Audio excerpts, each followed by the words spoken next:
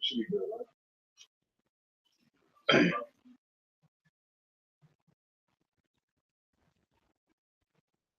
More brothers can, it'll be like no space. The spirit be working.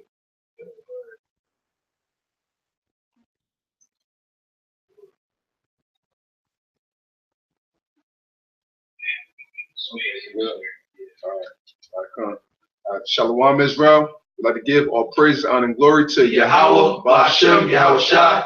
Double honor to the apostles and the elders of the great millstone. And shalom to Lek out there doing his work of faith and labor of love and true sincerity.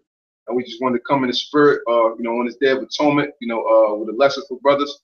Hurricane Harvey is a shadow of things to come. Hey, this is some great destruction that's happening here in America.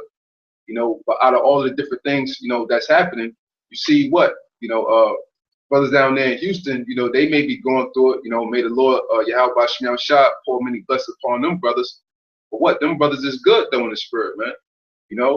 Us that's in the spirit, we expect and we know these things are going to come. We know that these things are going to happen. But with 2/3 in all these other nations that are here in Babylon, aka America, you know what I'm saying? They don't expect these things. They caught off in awe when these different type of things happening. But we are prepared more so in the spirit than they are. So when these things happen, we're not going to be as phased. We may be phased, on a physical standpoint to a certain living standards and things like that.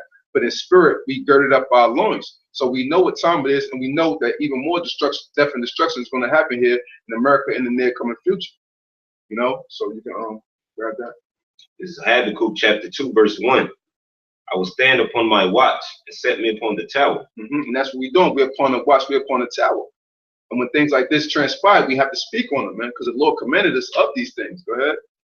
And will watch to see what he will say unto me, what I shall answer when I am reproved. And Yahweh answered me and said, write the vision and make it plain upon tables, that he may run that readeth it. For the vision is yet for an appointed time, but at the end it shall speak and not lie. Right. The vision is for an appointed time, that at the end it shall speak. And what now? We see in the prophecy speaking. Things spring forth, I tell you of them. And we see them speaking loud and clearly. So we must proclaim them amongst all nations, man, to let them know what time it is, let them know their judgment, let 2/3 know their judgment, man. And it's a beautiful thing of this happening, constantly. Every time we see some destruction that's happening, we know that our salvation is nearer than when we believe, man. We've seen many things transpire with the eclipse, this happening, the Pastor Joel Osteen. Now you people can really see who's the real men of the Lord, and it's not your Christians and your pastors up in them churches, man. It says, though it tarry, wait for it, because it will surely come. It will not tarry. And it's happening, man. We living in the flesh, so a lot of people feel as though, they've been saying a so-called Jesus gonna come back since I was a little kid. But now we see those things speaking. It's not, you can't think of it, it's gonna happen some 2,200. It's gonna happen within our lifetime, man. We have a short time here in Babylon. We have a short time in this world and period as we know it, man. We know and we can feel that Yahweh Ba'ashem Shah is making a second return, man. You got to feel that energy of the spirit and the vibrations that the Lord is kicking off, All right. We brothers was watching a couple of videos looking at the disaster down there in Dallas. Brother Shaw had showed us a video where this woman was she was upset. She had kids with her, say her kids were cold. She was cursing FEMA. She was cursing the news place that's supporting it, saying, you got this camera in my face. We're hurting down here. Like the title of this video, this is nothing but a shadow of destruction, a shadow of judgment to come, man.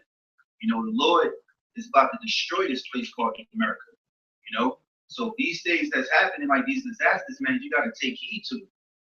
People are upset, they're going through it. It can happen here in Jersey. It's going to happen all across the world, man. But guess what? The Most High is showing us through the signs that he's right now, bringing disaster upon Texas, man. And all the neighboring other states around here, man, like New Orleans, not just Texas, but New Orleans and other places like we saw on the map. It was showing like the weather of how New Orleans and other states down there was all affected by this storm, man. So the Most High is about to visit this earth of which he made, man. This is Sirach chapter 40, verse 8. It says, such things happen unto all flesh, both man and beast, and that is sevenfold more upon sinners. Death and bloodshed, strife and the sword, calamities, famine, tribulation, and the scourge. These things are created for the wicked, and for their sakes came the flood. Right. So for the wicked came the flood, man. Just like in the times of Noah. The flood came for the wicked, man. So the Lord wanted to do that filtering. It's that sifting process it talks about in Amos, the 9th chapter, man. Sifting the house of Israel through a seed, man. So for the wicked that's here in America, these are signs of the times for them. But for us, Lord willing, we continue in the faith and continue in the spirit. That's not for us, man. We know we're going to be good when those times come. You know, that's why this Day of Atonement is real important for us to be praying as hard as possible and making them heavy supplications unto Yahweh Bashim Shah for that mercy and for that guidance for when them times come. That's what we're doing this for, to prepare ourselves for the battle with that great day, man. That's something. Isaiah chapter 29, verse 6.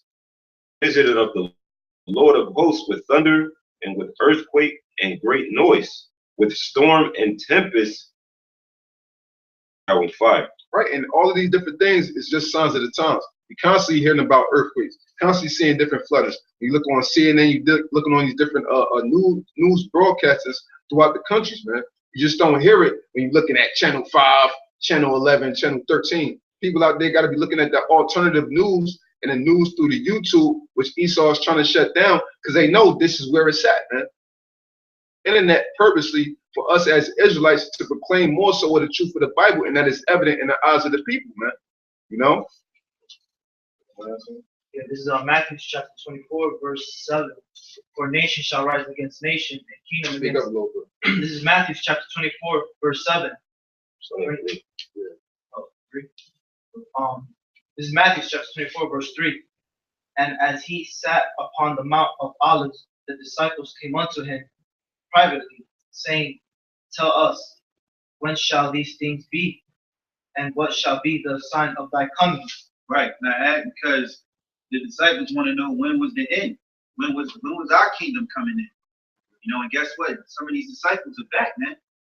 You know, these apostles are back, man. You know, and the Most High don't have to tell us, Yahweh Bashim Yahushua don't have to tell us because he already wrote them in the scriptures.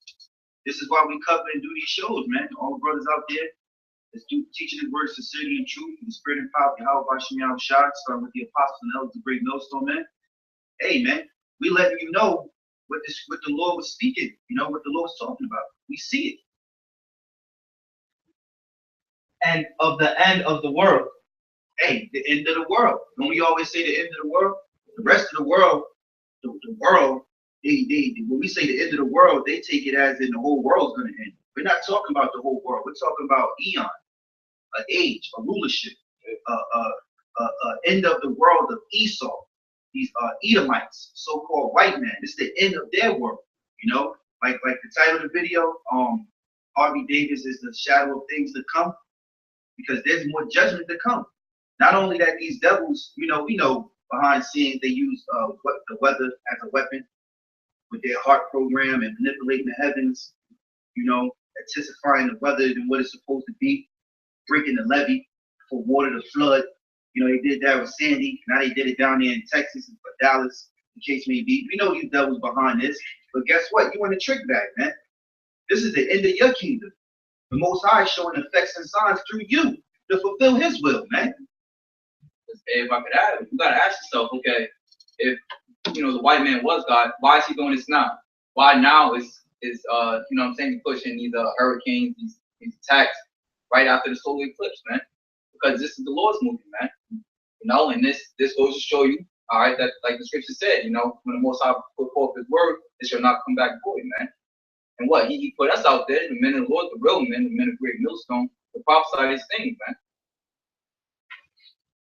And Yahushua answered and said unto them, take heed that no man deceive you, for many shall come in my name, saying, I am Christ, and shall deceive many. Right, and Joel Osteen, you know what I'm saying? Because when he said, many shall come my name, say, I am Christ, meaning what? I'm anointed. Joel Osteen, he got that mega church with what, 16,000 people. They ain't want to let nobody in there. You know what I'm saying? So how is they anointed, man? The Lord said, oh, when you do one to these little ones, you do unto me, man. So just say, for instance, if all the other nations was accepted and you treated them like that, he treated the Lord the same way. Right. So why would the Lord show that nigga mercy, man? There ain't no mercy if you don't eat the mice you other nations anyway, but that's just an example of how the Lord is, man. You know what I'm saying? We the real ones that's feeding the flock of the Lord, man. We the real men of the Lord, man. Not your pastors, your money pimps and all that up in them churches, man. Hey, you know? Now add to the brother, hey, the scriptures say in Jeremiah 3:15, I will give you pastors according to my heart, which shall feed you knowledge and understanding. These churches ain't feeding you knowledge and understanding. They don't know the true name of the Lord. They don't know their identity, that you so-called Negroes, Latinos, Natives, and Seminoles, Indians are the real children of the Most High. You are the true Jews that the Bible speaks of, man. You ain't understanding these prophecies. They know, oh, this in the world, God's doing this. But you don't know the depths of it, man. You know, you don't know who's your enemy. You don't think you have enemies, man.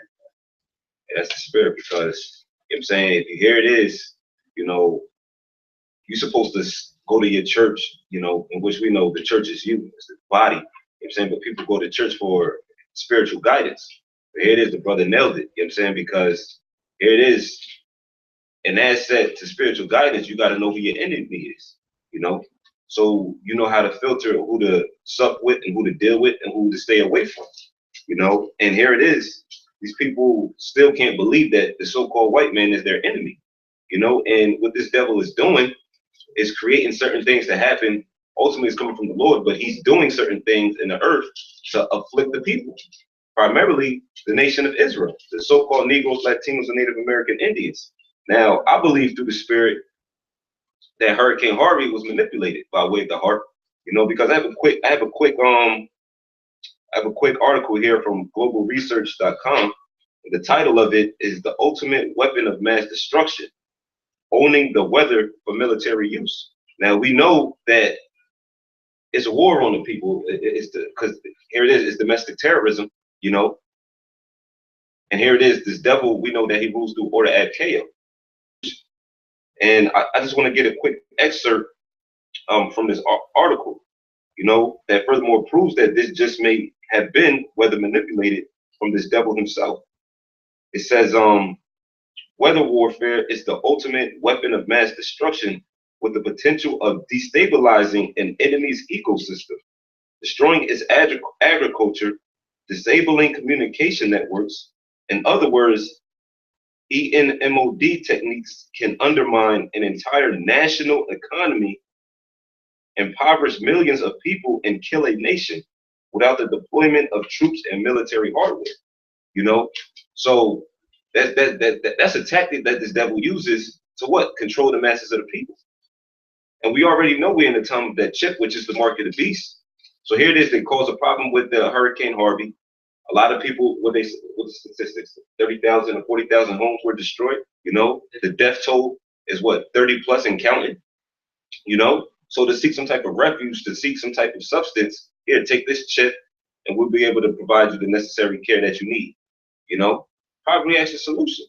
And who's to say that this devil might cause a situation to happen over there in California, cause a big ass earthquake, and what, we get 80% of our agriculture from California. So what? Once you destroy the agriculture in California, the rest of the nation is fucked. You know, that's the mind of this devil. Yeah, and real quick, just one more point on this dude Joel Osteen. Grab that Tobit. Yeah, this is Tobit chapter 12 and 11. This is a sign of a real man of the Lord, of an Israelite, man. It says, surely I will keep closed nothing from you. And this is the angel Raphael when he was talking unto Tobit, man. For I said it was good to keep closed the secret of the king, but that it was honorable to reveal the works of Yahweh. Now therefore, when thou did pray, and Sarah, thou daughter-in-law, I did bring the remembrance of your prayers before the Holy One. And when thou did bury the dead, I was with thee likewise. And when thou did not delay to rise up and leave thy dinner to go and cover the dead, was not hid from me, but I was with thee. Right, so that's the point. You know what I'm saying? Why did his prayers get in? Why did To's prayers get answered? Because when he saw his brother in distress, when he seen the dead laid out there, he said, what?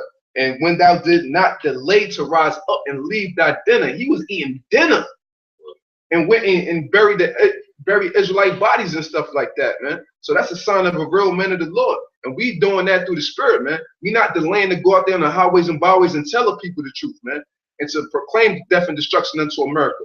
And we do it boldly in the name of Yahweh Bashem Yahweh Shah, man. You know, that's a sign of a real man of the Lord. And getting to the point how the brother was bringing out about the weapons and them playing with it and all that. Yeah, weather warfare. Right here, I got the UN 1976 Weather Weapons Treaty, man. So this was since then. So Esau already know that they could play around with the weather, but people don't believe that to this day, man. I remember on my job a couple years ago, I told this old head a dude about that. They're like, the weather? How can they play with the weather? Motherfucker, they got shit with cell phones. They hit towers and different shit. So how you think they can't play with the weather, man? I'm saying, but real quick, I just want to read one part on Article 1 in this Weather Weapons Treaty. It says, each state party to this convention undertakes not to engage in military or any other hostile use of environmental modification techniques. What's that? Modification is changes, meaning environmental changes. You know what I'm saying?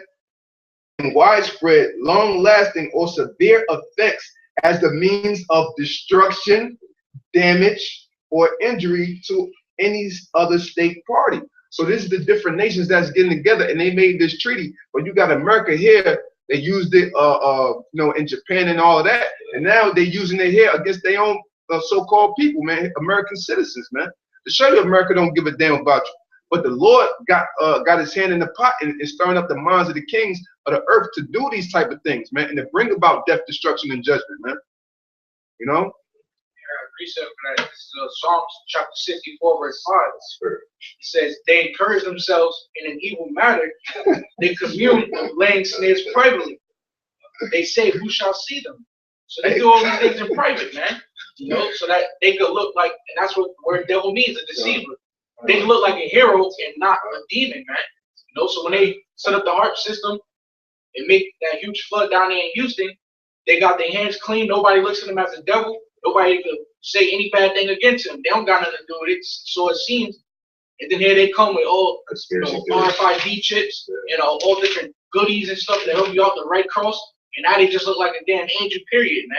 This thing is a movie, man. This thing is a movie, man. And it said they encourage themselves in an evil matter, man.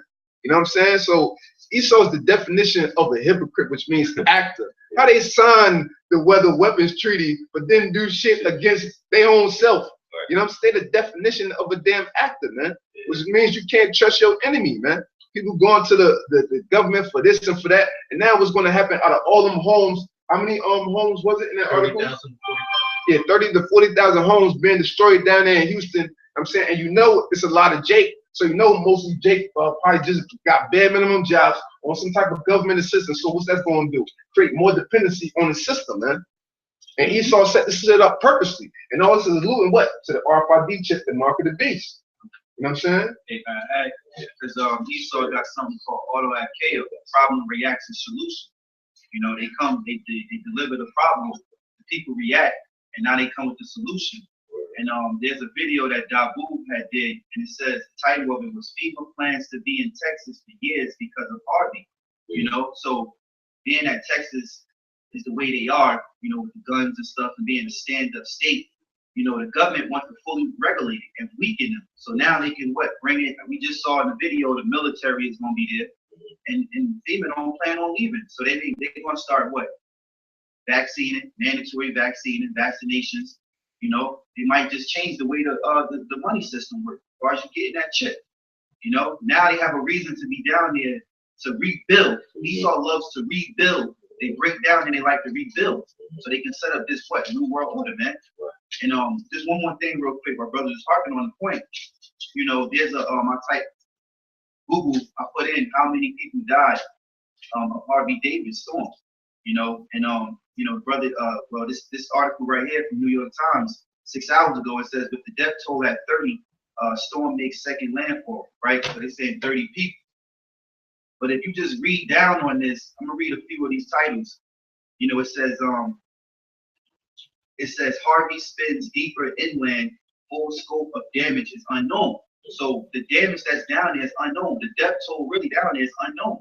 You know, people floating around, right? Some gators in that port. You know, yeah, they did say it was gators down there. Yeah. Now the brother made a statement that.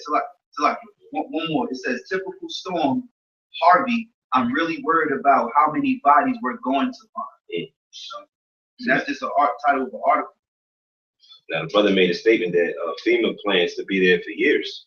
Now here it is. If you plan to be there for years, that means you have a lot of substance to supply the people. But this is what the scripture said. Isaiah chapter 31 verse 1. Woe to them that go down to Egypt for help, which is America, and stay on horses and trust in chariots because they are many. You know what I'm saying? So a lot of people is going to go down, you know, into Egypt, onto FEMA for help because they have a lot of substance to give into the people, to supply the people, so they can seek some type of refuge, right? And to make it look like they're a god, you know what I'm saying, and try to take the Most High out the picture. You know what I'm saying? It says because they are very strong, but they look not unto the Holy One of Israel, neither seek Yahweh. You know, so they still don't acknowledge Yahweh by Hashem Yahushua. Once they feel like they got all the substance that they need, the food, the water, the pampers, the formula, whatever they feel like they need, here it is. They may be calling on the Most High now, not even knowing His name. But once they feel like they got their substance and they're comfortable, that's when they forget the Lord again. You know. And that goes to that scripture, the tender mercies of the wicked are cruel, man. He giving all these goodie bags and stuff, but in his heart, he's a fucking devil, man. Yeah, this is Psalms chapter 36, verse 1. The transgression of the wicked saith within my heart that there is no fear of the Most High before his eyes. He flattereth himself in his own eyes until his iniquity be found to be hateful. You know, that's when this devil gets revealed. You know, the words of his mouth are iniquity and deceit. He hath left off to be wise and to do good. He deviseth mischief upon his bed. He sitteth himself in a way that is not good. He abhorreth not evil. You know, that's just his devil. He's wicked from a strain from the womb. You know what I mean? Devising mischief. You know, who knows what comes up in, only Yahweh Hashem Yahushua knows what comes up in Esau's mind while he's sleeping in his bed, just devising mischief. You know, order FKO. Let's create a weather weapon to flood one of our own major cities. You know what I mean? So we could go in there and take it over. You know, only Esau thinks of shit like this. You know? And it says abhor, which means to avoid. So he don't avoid evil. He looks for evil. He creates the evil. He needs evil. He drives off evil, man. This devil was evil. He was created through the day of evil. And that's Pinky in the brain because, you know, in the introduction of every episode, it's like, what we going to do, Pinky? We're going to think of ways to take over the world. You know, their mission was to control and to take over the world, you know, by way of evil. And he came up with what? He came up with many devices. Yeah. And I believe one of the episodes in Pinky the Brain was on a harp. If it wasn't the harp, it was MK Ultra. You know what I'm saying? And that was in there. Yeah. And here it is, they try to call that a TV kids show. Yeah, you had the smart Edomite and the dumb one. But they both. It's balanced. Yeah, it's balanced. Yeah. So this is Psalms chapter 94, verse 7. It says, yet they say, the Lord shall not see, neither shall the power of Jacob regard it. So everything that Edom is doing to our people, man, they think that Yahweh Shah doesn't see it. And notice they said that the power of Jacob, man, meaning he's not a power, he's not a God to everybody on this planet Earth, man. He's only the power of Israel. But, you know, Esau thinks on his bed all these different things to destroy our people. You know, you look cartoon shows where they make fun of having a fro, but they glorify blonde hair. So now that's why you got women, dyeing their hair blonde. You know, you got self-hatred, man. You know, you got them buying white dolls for their young daughters while they dye their hair blonde, while they bleach their skin white, man. That all comes from Esau, man. You know, trying to destroy our people, and you don't think that Yahweh Shah sees that, man. But you can't touch the elect, man. You know, because once you start doing that, man, that's when some of the elect is down there in Houston, man. All right, so Esau has to pay for that, man. Yahweh Shemashah sees everything that's going on, man. Esau, like it says in Thessalonians, he tries to portray himself as he's the Most High, man. As if this is his earth, as if he created this earth. Well, he says the Big Bang Theory, man. He says nobody created earth, it was a Big Bang Theory, and now we set up as the leaders of it, man. So they think that they're the Most High, that they could cause a flood to happen, because they got their heart machine. They really think that they're the Most High, man. And they don't think that Yahweh Shemashah is in the heavens watching everything that he does, man. And if I can say real quick, not only does he not see it, he's controlling it. He's orchestrating it. You know what I mean? Because real quick, this is Psalm 17 and 13. It says, "Arise, O Yahweh, disappoint him, cast him down, deliver my soul from the wicked, which is thy sword." So Esau is the Most High sword. Not only does he see it and knows what's going on, he's the one that's pulling all the strings. Yeah, and that's why we say that Esau is the counterpart of Satan here on earth, because the Most High uses them as that evildoer, to bring punishment upon the sinners, man, which is you Israelites, man. And so you think about it, Esau, he's really the cleanup man for wickedness, man. You know what I'm saying? So, hey, he in the right spirit because he in his life. You know what I'm saying? He doing what he was created to do. Exactly. And that's exactly why when the Most High don't need the evil no more, he gets rid of you. Exactly. He's gonna burn you up and take you out of the earth. He don't need you no more. So you got the top of the food chain of wicked taking care of the wicked. Then you're gonna have the righteous with the elect taking care of the wicked. You know what I mean? That's right. I got a quick precept. Brother Heart. This is Isaiah chapter 29 and 15. Woe unto them that seek deep to hide their counsel from the Lord. Right, but they can't. I mean, they seeking as far as they can possibly go to think that if we do this, ain't nobody gonna know. But the Lord allows your tongue to fall upon yourself to where it's gonna be revealed in due time by the prophets. You know what I'm saying? If I could add, the precept say the Most High ruleth in the kingdom of men. So the Most High allowed him to do this. It's like, you devising plans to fuck your own, your own kingdom up. Yeah, so if the Most High is in the midst of men, how you think the Most High don't know? Like, what type of shit is that? Hey, Proverbs to tell you, man's going is of the Lord. How can a man then find his own way? That applies to all you men, all the men of the earth. Man. Hey, but even in that tells you itself. That's talking about the Illuminati, because they called it a secret society. You know what I'm saying? If you hide something, it's because it's a secret. You know what I'm saying? So it says, what's that? It says, woe unto them that seek deep to hide their counsel from the Lord. That's right. They seek deep to hide their counsel from the Lord. And that was their secret society because their power lied in their secrecy. You know what I'm saying? They was able to get away with things. But now that it's being revealed, that goes to show the state in which this devil's rulership lies. He's getting ready to get rooted out of power because all of his secrets is being exposed. Obadiah 6 say, you got it?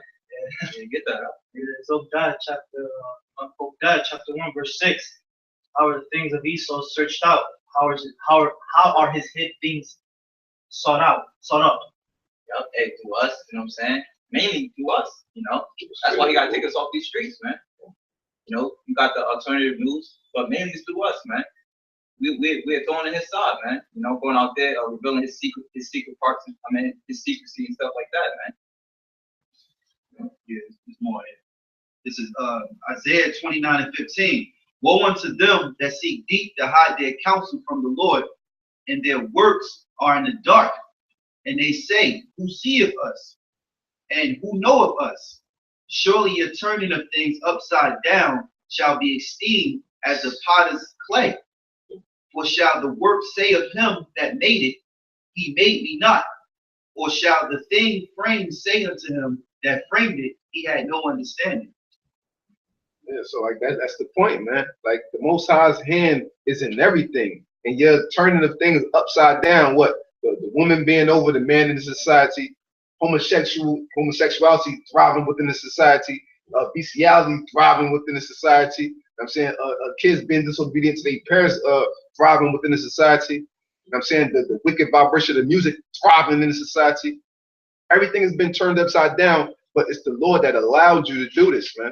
It's esteemed as the potter's clay. The Lord molded this whole situation, and these Edomites don't even recognize it. They so caught up and blinded by their own goddamn pride, they're gonna be destroyed because of it, man. Yeah. This is Proverbs 15 and 31. The ear that heareth the reproof of life abideth among the wise. He that refuseth instruction despiseth his own soul, but he that heareth reproof getteth understanding. Right, and that goes to us, and even taking it back to Cain and Abel, and when Abel gave the acceptable sacrifice and Cain didn't, because you got to remember, like, the law wasn't written on stone tablets back then. The laws was oral. So obviously the Lord had to lay down what was the acceptable sacrifice, had to let them know. That's why Abel knew to give the proper sacrifice. Right. But Cain, read that one more time. It says, he that refuseth instruction despiseth his own soul. Exactly. So he despised his own soul because he didn't take heed to the Lord's instruction, man. So now he want to carry on this rampage of destruction. You know what I'm saying? Because he didn't want to fucking listen, man. You know what I mean? Yeah. And that's common sense, because it's like, if you don't follow simple instructions, say even on a job, which tends to happen, you're going to get fired.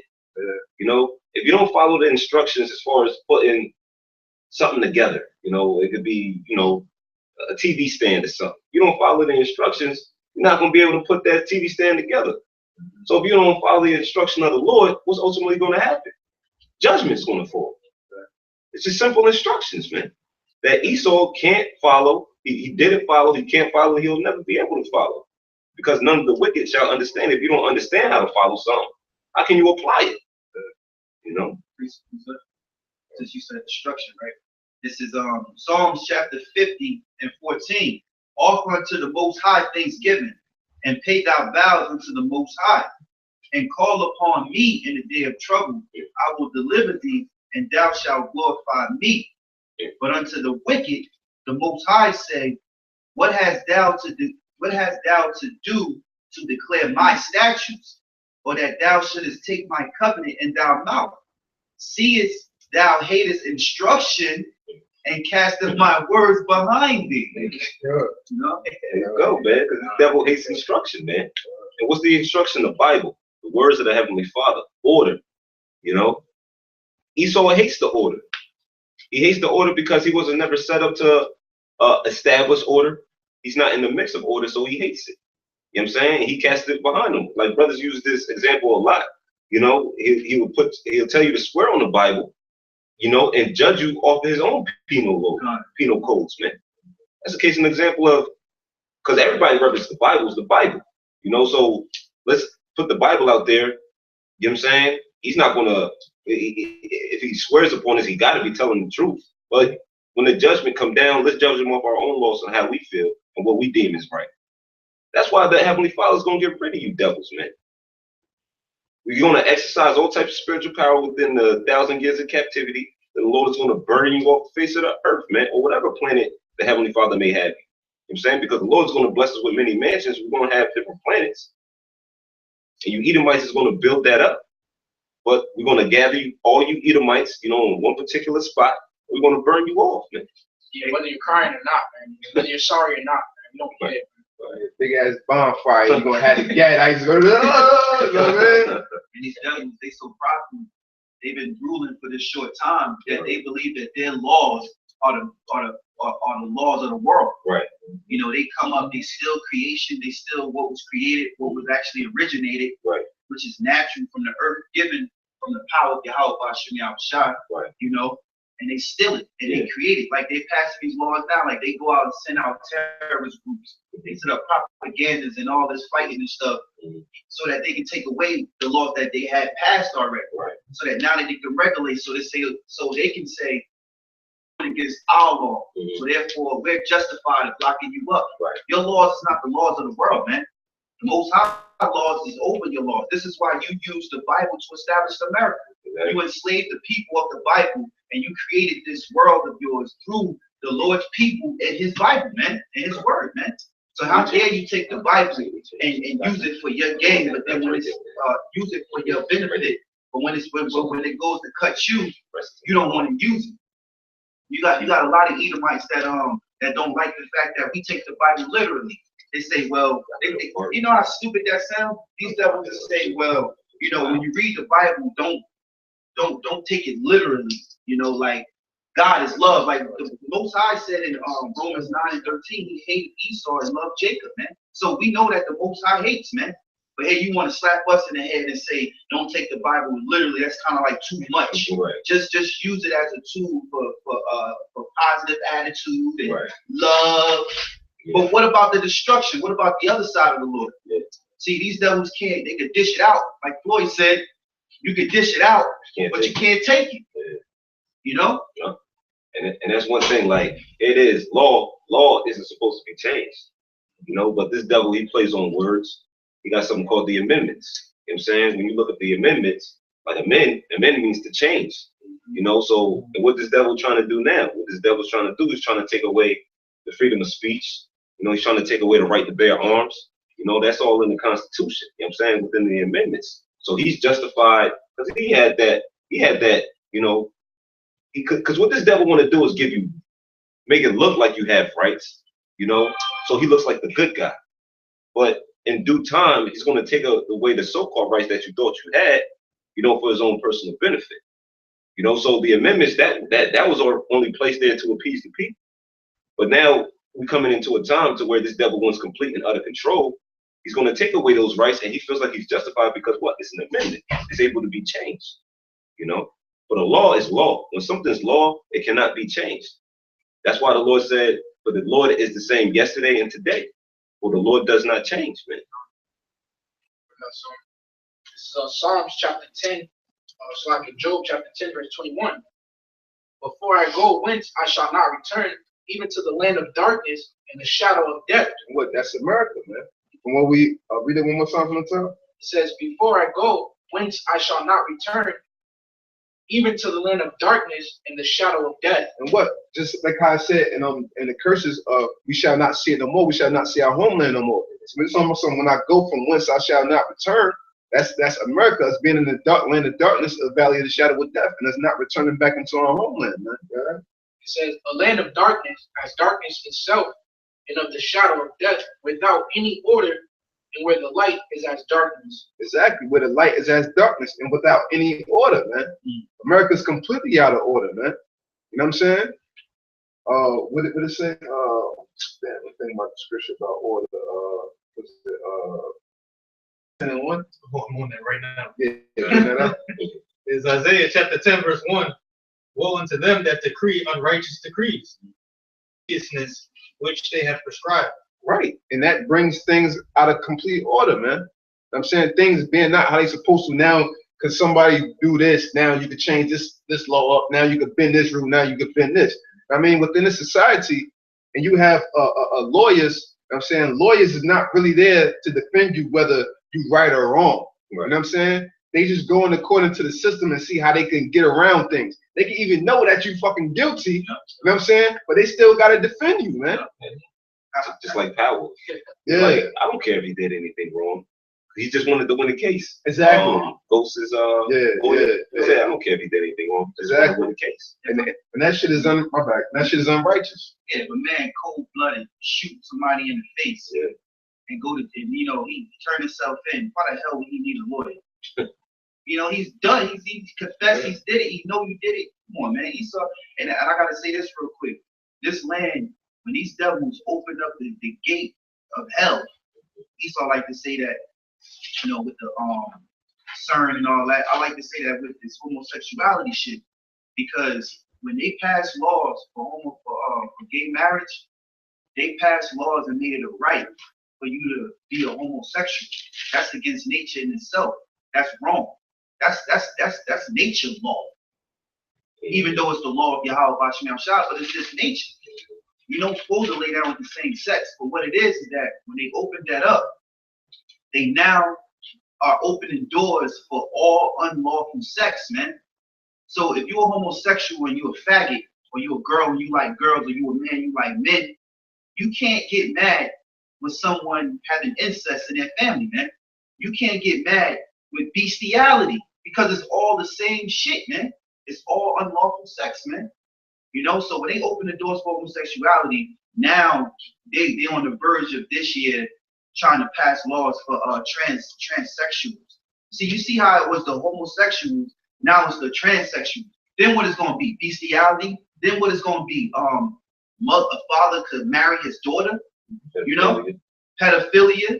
You know, a child 5 years old. I remember this fucking white woman, this Edomite woman, and a few of them saying that it should be okay for a child to choose his sex at the age of 5 to 6. They don't even know sex. They ain't even thinking about sex.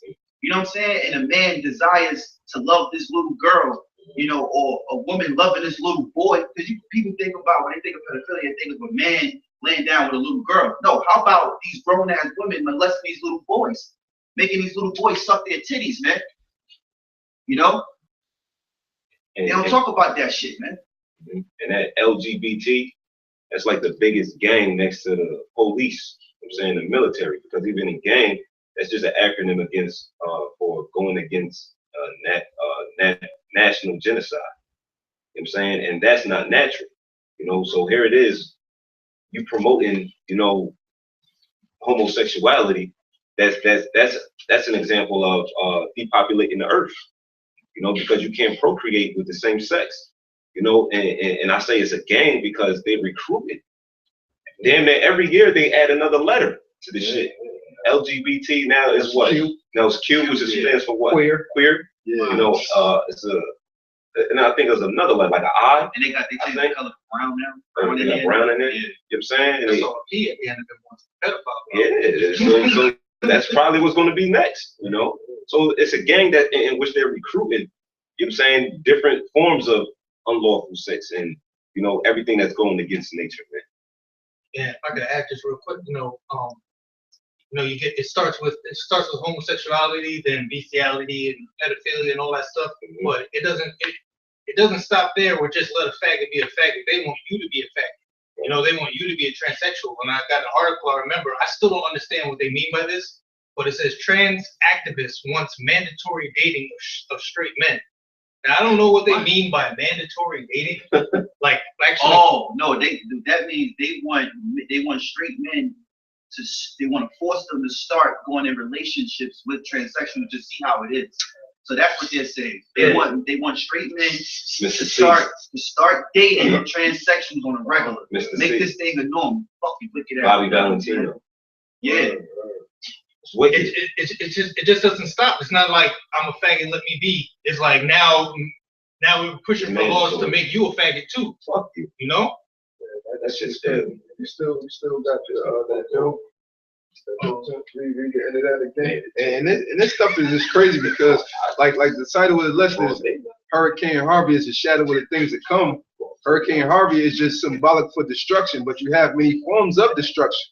That was a physical destruction that killed some people, that took care of homes. Now we got destruction as far as gender roles and all that. So all of this is wickedness and destruction. So it's all manifesting itself as ancient Babylon, as ancient Egypt, as Sodom and Gomorrah, because you had to know with homosexuality, obviously it had to start with human beings first, then it had to continue to develop like bestiality and different things like that. We've seen the same things transpire. So all these things of a shadow of a tidbit of how America is only going to be. And it's going to be 10 times worse than this, man. You know? So read the end of that one more time. Job chapter 10, verse 22 says, a land of darkness, as darkness itself, and of the shadow of death, without any order, and where light is as darkness. And where the light is as darkness. Who holds the light? On the righteous hand side. You know, the men of the Lord, starting off with the apostles and elders of great millstone, and in the spirit and power of Yahweh Bashem Yahushua. We hold the light, we shine in the light of truth through this valley of the shadow of death, through the darkness, man. You know, and real quick, piggy land back scripture with that is Job 12 and 23. He discovereth deep things out of darkness. Now, how does he do that? Going back into Job 10. He bringeth out the light, you know what I'm saying? Which is us, the prophets. He discovered deep things out of darkness by the prophets and bringeth out to light the shadow of death. And we bringeth out all of the dark, deep wickedness of America, man. And we expose America, man. Esau's skirt has been lifted, man. And all the other nations see it. But the people that's been sitting here living it up in America, they too blind to see it. The average American going to work, make $65,000 a year. They oblivious to it, man. They don't want to see it, man. Because something, you know what I mean, that I've been like thinking about constantly. truth is hard to swallow when the person been living a life for so goddamn long, man. You know what I'm saying? They don't want to believe something other than the reality in which they live in, because they comfortable, man. You know? That's in the Matrix. You know, they have a rule. They don't unplug a certain amount of people after they've been a certain age because it's hard for the mind to let go. You know, same thing. I got something going along with it. This is James chapter 1 verse 17. We're talking about the truth and the Heavenly Father, you know, and the law is never changing and all that. Every good gift and every perfect gift is from above and cometh down from the Father of lights, with whom is no variableness. Oh, no variableness. What's a variable? It means change. Ain't no variables with the Heavenly Father, Yahweh Bashem Shah. The law is not done in the way with. No. You still got to rehearse the righteous acts. We're in the Day of Atonement. These outsiders, you know, we'll call them outsiders, these 2/3, they don't even know what the Day of Atonement is. They don't know when it come in, and they doing their own pleasures on it. So here it is. The Lord said in Judges 5:11 that they that shall be delivered from the noise of the archers, you know, in the land of that captivity where we drew water, you know how we shall rehearse the righteous acts. Those are the men that's going to get delivered. The men that rehearse the righteous acts. You know what I'm saying? Which is in the law. You know, but you got these people out there that don't have a care in the world. They're selfish. Only care about the flesh of things. You know what I'm saying? So here it is, when all hell breaks loose in society, the Lord could, when you get brought before that judgment seat, well, did you rehearse the righteous acts? Did you keep the Sabbath? Did you keep the Day of Atonement? So why should I vouch for you?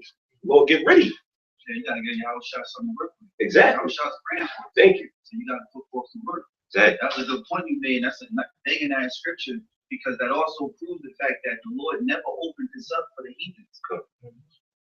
There's no variableness. There's no change in them. He's never opened this up for the Edomites to make it in. So how are you teaching the doctrine saying that some Edomites can make it? Right. You're a fucking fool. What about that scripture? Right. You know? Come on, man. This thing always been about Jacob, Abraham, Isaac, and Jacob, the covenant. It's always been about the covenant, man. Yep. And with Jacob's people, Jacob's children, the 12 tribes of Israel, man. That's who the Lord is dealing with. That's all he's been dealing with. That's the only one he's going to deal with, because that's the seed he planted in the earth. That's why he made Jacob supplant Esau, man. Exactly. That's the purpose why he made Jacob supplant Esau. And he used Rebekah to help Jacob do it. But he stole the blessing for the second time, man. So why would he change up now? Right. And make it that the Edomites can make it, Ishmael can make it, anybody that believes? No, it's those of Israel that believe, man. Yep. Which is really the elect. I mean, the Lord said, man, he left a remnant, man. All right. Right. If he left just a little remnant of Israel to be saved, how the hell you add heathens in there, man? Right. You know 2/3 ain't even make it. Yeah, 2/3 ain't even make it. He left a remnant, man. You know, going back to Joe with the darkness real quick, you know, that's that eclipse, man. You know, that eclipse brought on the shadow of death within itself, man. You know, 3 minutes represent understanding. You know, I saw the brothers out there in Georgia, man. That eclipse brought everything dark, man. And then the light came back out, man. And during that eclipse, man, you got what? You got the parable of the wise virgins with the candlesticks, man. You know, so we had a little bit of light, man, during that shadow of darkness across America, man. Right. You know, so may the Lord have mercy upon us, brothers, man. But way more death is coming, man. All right, this Houston shit is elementary school, man. All right, yeah, way more is coming. With that eclipse, it's a change of times, man. Now the Most High is moving to the next page, man. Yeah. The next page, the last page of this book of Esau. Yeah. The last chapter. Well, let's say the last page. Because we ain't got people. Well, you can say chapter because we got pages of prophecy. Right. But it's only like 3 pages. Yeah. Somebody real quick, grab Hebrews 6 and start at 17. Yeah, like how the brother said, cause like pretty much like when Obama announced like the Obamacare, you know what I'm saying? Then we found out about the RFID chip being within the bill. That changed the page, you know what I'm saying? That changed another chapter, you know what I'm saying, in the book. Then like you said, like the eclipse, every time we hear about something big that's happened like that, it's flipping another page. And what this world was designed to have 12 to 13,000 years, and we in that last day. You know what I'm saying? So you can look at the word as a book, had 13 chapters. Yeah. Now we're in the last chapter. You know what I'm saying? Yeah, you know what I'm saying? Word. I mean, yeah, somebody grab that. That's Hebrews 6, the last chapter. Says 17. 6 and 17, yeah. Hebrews chapter 6, verse 17. It says, wherein the Most High, willing more abundantly to show unto the heirs of promise the immovability of his counsel, confirmed it by an oath. Right. So the Most High was willing more abundantly to show unto his heirs of promise. Who are those heirs of promise? The Israelites, man. It tells you that in the Old Testament, confirmed by the covenant that he made with Abraham down into Isaac, unto Jacob, and in Hebrews the 8th chapter, man. So those are the heirs of promise, the Israelites, man. And Paul stated that himself. It said what? The immutability of his counsel. Immutability means unchangeableness. You know what I'm saying? How brothers was getting into. The Most High don't change, man. The Most High don't wither to and fro, man. He's not, yeah, I'm thinking this way, but nah, I'm doing this. Nah, the Most High is one way, man. He's not going to change that no matter what, man. Continue. It says, verse 18. And like going back into how we was talking about the law. Esau's laws constantly change. But what? This is how you know the word of the Most High is real and that it's everything. Because all of the dietary laws and stuff that he gave us back then, it still applies to this day. You know what I'm saying? And it's all beneficial towards our health, and we can see it in our diets, man. You know what I'm saying? Esau couldn't create nothing thousands of years ago like that, and it still be relevant unto this day, and it still have a great benefit for you like this, man. This is how we know the Most High is real, man, and that he's for us, man. You know what I'm saying? Verse 18, that by two immutable things, in which it was impossible for the Most High to lie, we might have a strong consolation who have fled for refuge to lay hold upon the hope set before us. Right, so the Most High is our strong refuge because we know that the Most High can't lie. He said that he's going to deliver the Israelites. He gave his promises and inheritance to us. We look forward to that inheritance and to endure to the end, man. We know we have a prize for us if we endure to the end, man. We know that it's coming. You know what I'm saying? We know that by faith, not by pride or saying that we definitely are of the elect, but we saying this in the name of faith, man. You know what I'm saying? This is Romans chapter 8, and I start at 16. And I start at 17. And if children, I start at 16, Salah. It says, the Spirit itself bear witness with our spirit that we are the children of Yahweh. And if children, then heirs, heirs of Yahweh, and joint heirs with Yahweh Shai. If so be that we suffer with him, that we may be also glorified together. For I reckon that the suffering of this present time are not worthy to be compared with the glory which shall come, which shall be revealed in us. Right, and that's what's happening. Because what? We suffering just as the Lord did. We ain't go through our ultimate suffering yet, like how he went through in the Garden of Gethsemane. Matter of fact, somebody grab me that. I believe it's Matthew 26. I believe it started around like verse 36 or something like that. You know what I'm saying? When he was in the Garden of Gethsemane, we have yet to reach that time yet, but that time is soon approaching. So we constantly seeing the shadow of evil constantly guide this world, and we seeing the things that are happening. Bring that back up. This is verse 17. And if children, then heirs, heirs of Yahweh, and joint heirs with Yahweh Shai. Joint heirs, man.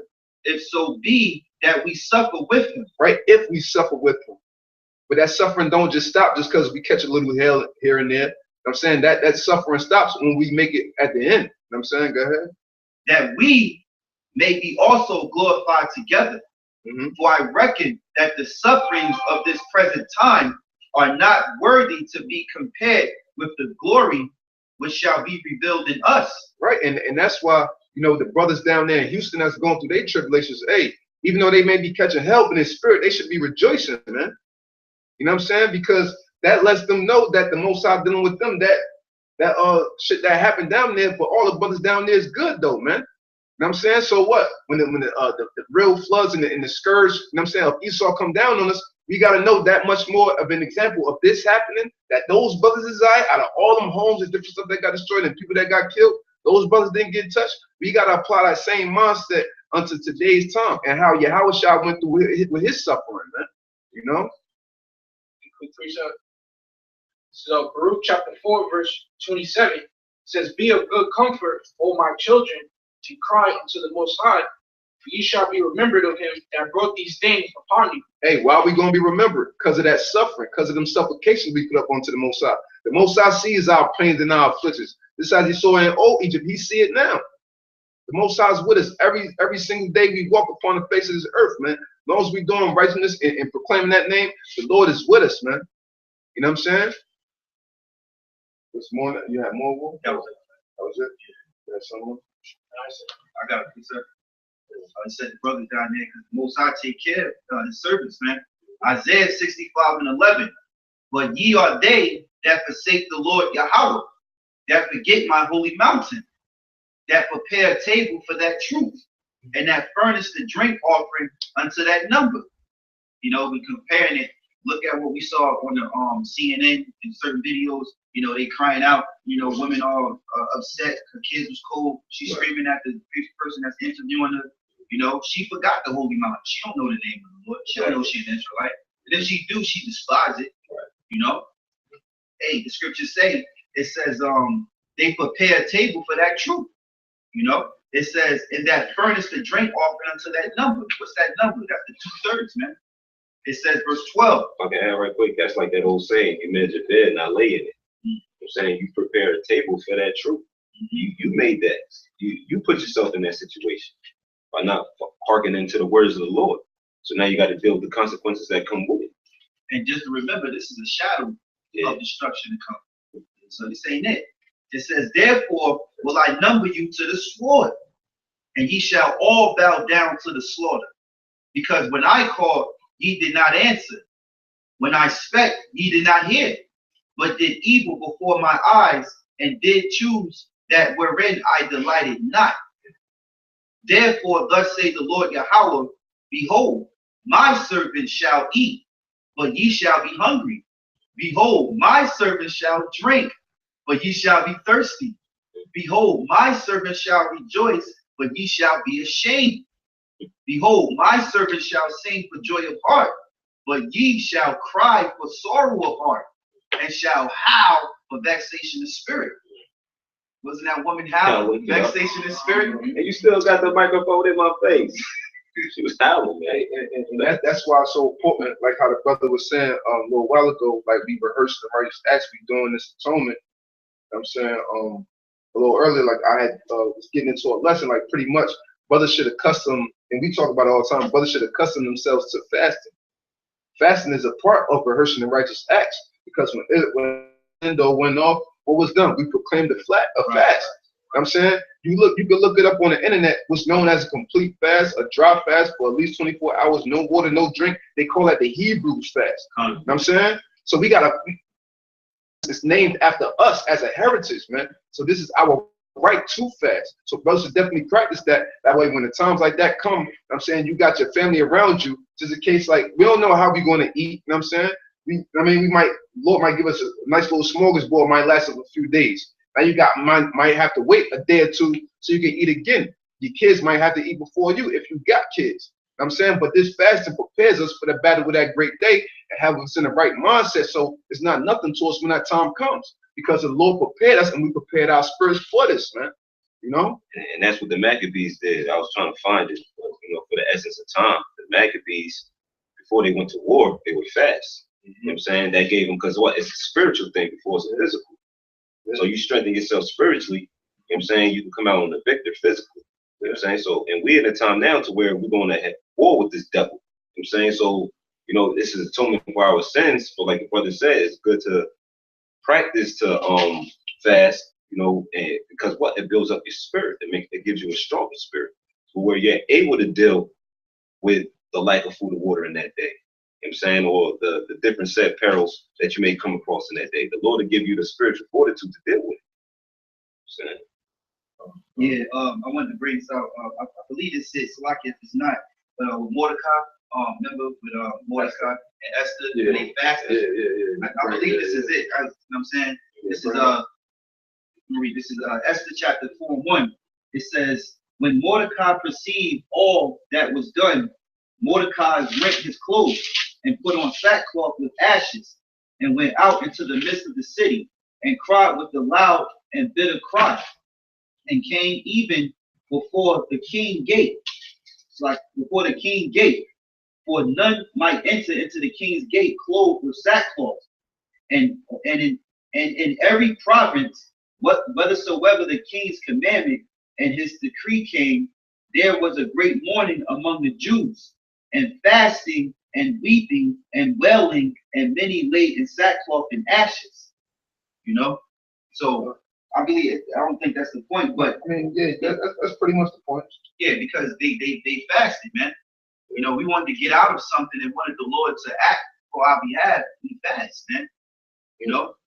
Yeah, the other point, verse 16, it says, go gather together all the Jews that are present in Shushan, and fast ye for me, neither eat nor drink 3 days, night or day. I also and my maidens will fast likewise, and so will I go in unto the king, which is not according to the law, and if I perish, I perish. So Esther was willing to put her life on the line, but he said, oh, before I do this, we got to put up this fast unto the Lord to get that mercy, because when you fast, that's that extra extension, you know what I mean, out there unto the Lord. That's that direct Wi-Fi. Like, I mean, pretty much like when you look at it, we may sin, we may go off on a daily, we put our prayers up into the Most High. It's not directly getting there because of the sins, the obstructions, but it gets there though. But when you fast, it blocks the pathways. Now them prayers go straight up there. You know what I'm saying? That's more of an intercession for you because you made a sacrifice unto the Lord. I'm saying the Lord is more willing to incline his ear unto your prayer when you put up that sacrifice. You know what I'm saying? That's why he helped them in that time. Another thing too, you know, people take fast, you know, that's a light thing. Not everybody can fast. Yeah. I know people that can't go a couple hours without lunch, you know. Yeah, that's bad. They acting crazy, you know. And I was telling somebody about this yesterday, just for my thoughts, you know, I said I like to imagine, you know, because the Day of Atonement is about the Lord assigned the day for us. This is the day that he assigned for us. So that he want us to go into the booths and, you know, and repent for whatever sin we did. Earlier or yesterday, I said I like to imagine that, you know, like this is the time where the Most High is like, look, he sit on the throne, and now he's like, look, the Day of Atonement, all right, let me hear what they got to say. All right, I forgive them. And he forgive them because they didn't acknowledge it. Now, before, of course, we had to keep it, but now when you check out this day, like you had quoted earlier, judges rehearse the righteous acts. This is why 2/3 going to be destroyed, and this is why their blood is, they're bathing in their blood, because they don't acknowledge the Lord's ways. They don't care. They're not going to keep the atonement, nor if they mind strong enough to even go without food and water. So when we rehearsing this, the Most High, I like to imagine the Most High is opening it up, saying, "Okay, let me hear what they got to say. Wait, all right, it's over, done, sealed. You know, everybody else still in your damn sins, man." This is something I like to imagine. You know what I'm saying? Like, because the Lord assigned this day. Yeah, for us. It's not we picked it. He assigned this day for us to talk to him. You know? Yeah, you're exactly right. So it's like the Lord just waiting up in there, just waiting. Who's going to acknowledge my day? You know what I'm saying? Because it's about me. It's not about y'all. Right. You know what I'm saying? And whenever the prophets, they were praying, they were fast, they would say, Lord, for your sake. You know what I'm saying? They would say, Lord, for your sake. And you always do that. Like when you pray too, like, Lord, not for me. Matter of fact, somebody grab me Daniel 9 and 18 real quick. You know what I'm saying? Because that's a great example of that. You know what I'm saying? But everything is always for the Lord's sake and for the Lord to have that mercy. So when the Lord have that mercy upon us and he brings Israel to that greater state, that's going to give more glory to his name. And people going to know that the Most High power is still within the earth, man. So when people see us out there in the highways and byways, they acknowledge it, man. Now, of course, you got your scoffers, your scorners, your Edomites and other nations that don't think too highly of us. But when certain people see it, they acknowledge that light. They know it's something different about us. I'm saying across any other people that's out there. They know we ain't no hypocrites like the Muslims and the average everyday Christians, so on and so forth, man. I'm saying we hold that spiritual torch of Yahweh Shah in his stead on the physical senses. He's not here, man. You know, but he here with us spiritually. Hey, real quick before you grab that, what I'm saying, because I just want to make this comparison. I'm saying, because like, say for an example, like, you know, it's like, say like it's a ball. You know what I'm saying? You gotta dress fancy in order to go to this ball. Right now, say for an example, now I mean we are the Lord's woman. You know what I'm saying? You may get there before your woman. You know what I'm saying? You order, you know what I'm saying, your lady, you know what I'm saying, to get chauffeured there, so to speak. You know what I'm saying? Now here it is, she's all, say she's decked out or whatever. You know what I'm saying, and she don't acknowledge you. Say people know that's your lady, but she step in the spot and she don't acknowledge you, you don't feel like shit. You know what I'm saying? And that's what happens, you know what I'm saying, when people don't acknowledge the holy days of the Lord. You know what I'm saying? The Lord gets pissed off and he causes situations like Hurricane Harvey to happen. You know what I'm saying? Because he's pissed off. You know what I'm saying? Or if you show up with somebody else, you know what I'm saying? You want to approach the situation. That's like a lot of these people, you know what I'm saying, caught up in these other philosophies and these other religions. You know what I'm saying? You ready to approach her, talk shit about her, you ready to fight the dude she with, you know what I'm saying? Ready to kill everything. And that's the judgment that the Heavenly Father got coming upon the soils of America as well as the surrounding countries. Now just to finish it all, you know what I'm saying? Now say if she come into the spot, everybody know that's your woman, and she come in, you know what I'm saying? She come in, she rips upon your arm. Now everybody, oh, that's you, you know what I'm saying? Then the glory goes to you because you're loyal, because your lady looks like exactly. He's a jealous power. That's what it's all about. It's Daniel chapter 9, verse 18. Oh my God, incline thine ear and hear. And that's what we want the Lord to do on his day of atonement, for him to bow his ear and hear our prayers. Go ahead. It says, open thine eyes and behold our desolation in the city. Right, because we all fucked up. You know what I'm saying? The brothers down there in Houston, they could be going through it right now. You know what I'm saying? It's desolation among Israel, man. You know what I'm saying? Go ahead. Which is called by thy name. Mm-hmm. For we do not present our supplications before thee for our righteousness. Right, so we not presenting our supplications, our prayers before the Most High because we so righteous. You know what I'm saying? Because the Howard Shah said, what? Doctor not to be healed or something like that. Yeah, doctor need not a physician or something like that. But what, those that are sick, you know what I'm saying? Roughly paraphrasing. I'm saying, so bring that part one more time. Yeah. Bring that part back. It says, for we do not present our supplications before thee for our righteousness, but for thy great mercies. Right, for the Lord's great mercies. That's why we present our supplications before the Lord, for his great mercy, because that's what we're seeking for, man. And we know how merciful the Lord is to us, man. Everything is done in the name of Yahweh Shah and for his glory, man, for their glory. You know what I'm saying? Nothing is really about us, even though he made the world for our sake. But we just a reflection of his glory. That's all we are, man. You know what I'm saying? And the scriptures say, for it is your Father's great pleasure to give you the kingdom. So it pleases the Father. It all goes back to him. Exactly. You know what I'm saying? It pleases him to give it to us. Exactly. You know? Exactly.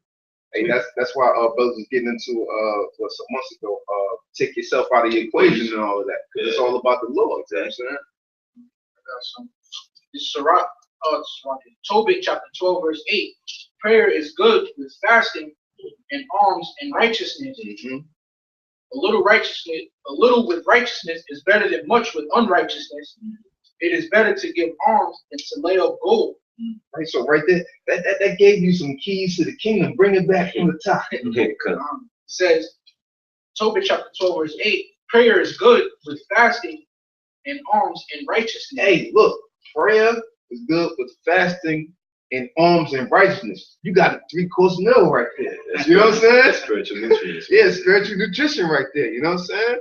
So hey, is that I got the yeah. So that's a key mechanism when you want to reach into the Most High, or you looking for some blessings, whatever it is. You know what I'm saying? You're looking for favor. You're looking for mercy. You're looking for to be strengthened in the name of the Lord.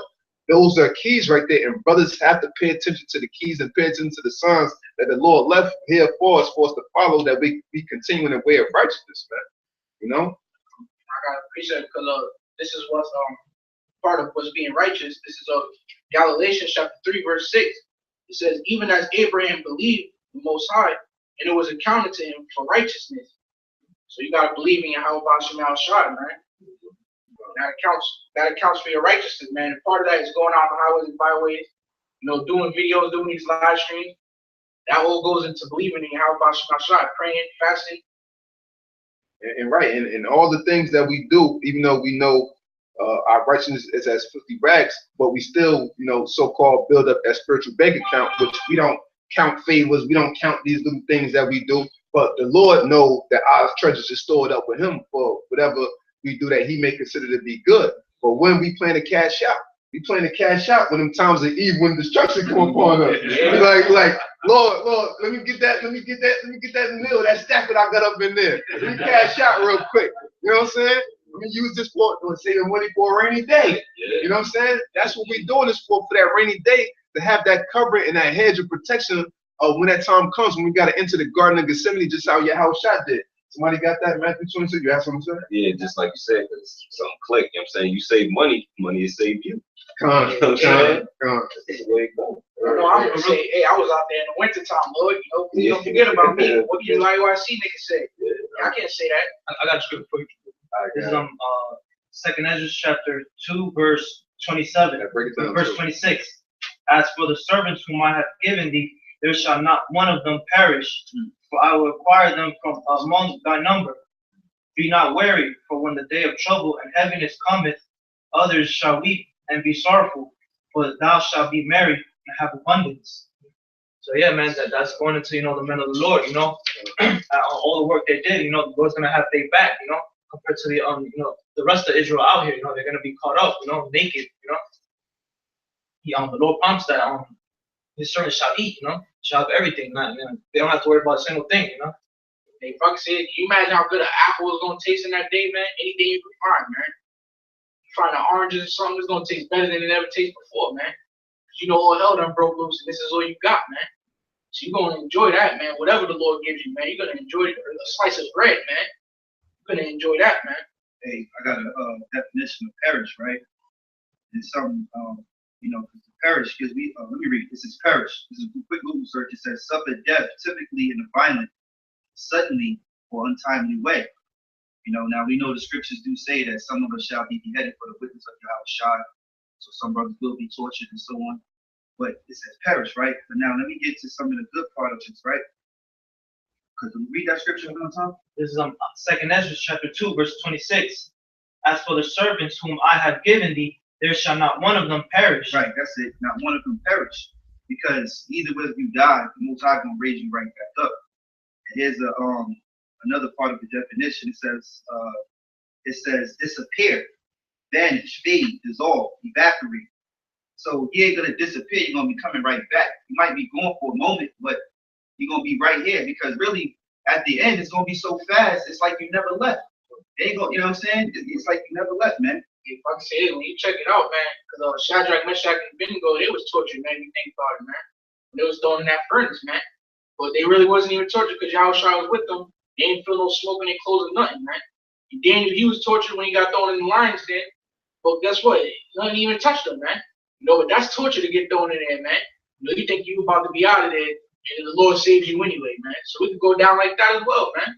Yeah, a little bit more. It says of rubber, of food stuff, of other organic substance lose its normal qualities, rot or decay. Ain't none of you let go rot, decay, or lose their normal qualities. Right. You know?